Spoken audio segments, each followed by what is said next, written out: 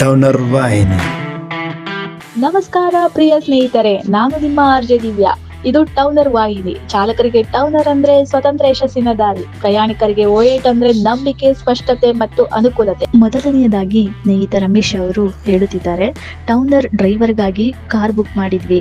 ಇದರಲ್ಲಿ ಸರಿಯಾದ ದರ, ಸರಿಯಾದ ಟೈಮ್, ಎಲ್ಲ ಸರಳ ಹಾಗೂ ಶಿಸ್ತಾದ ಪ್ರಯಾಣ.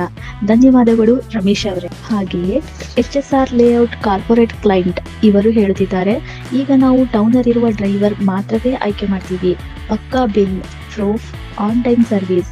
ಧನ್ಯವಾದಗಳು ಟೌನರ್.